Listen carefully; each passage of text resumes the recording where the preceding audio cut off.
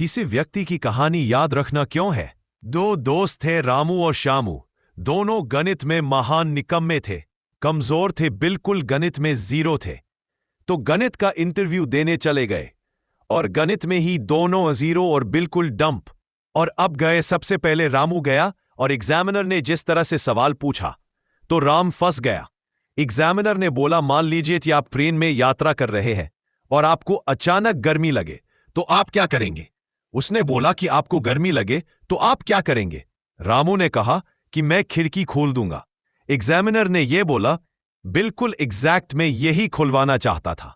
तो बताइए, अगर इस खिड़की का क्षेत्रफल 1.5 स्क्वायर मीटर हो, इस डिब्बे का घनत्व 12 घन मीटर को और इसकी गति 80 की गति हो, पश्चिम दिशा में ट्रेन दौड़ रही हो और हवा का वेग है वह 5 मीटर प्रति सेकंड हो दक्षिण दिशा में, तो डिब्बा कितनी देर में ठंडा होगा?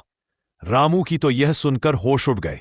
एग्जामिनर फेल बोले और बाहर निकल के वह श्यामू को बोलता है कि यह सवाल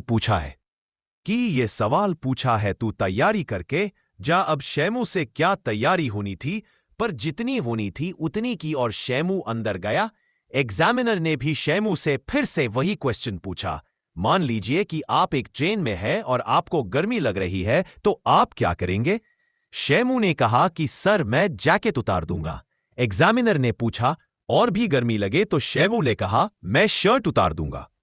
एग्जामिनर का और भी गर्मी लगे तो शैमू ने कहा कि मैं पेंट भी उतार दूंगा, लेकिन खिड़की नहीं खोलूंगा। समझ आया इस कहानी से कुछ? जब भी आप किसी व्यक्ति से मिलो तो कोई ऐसी पहचान, कोई ऐसी कहानी, जबरदस्त घटना जरूर हो जिसे वह हमेशा आपको याद रखें।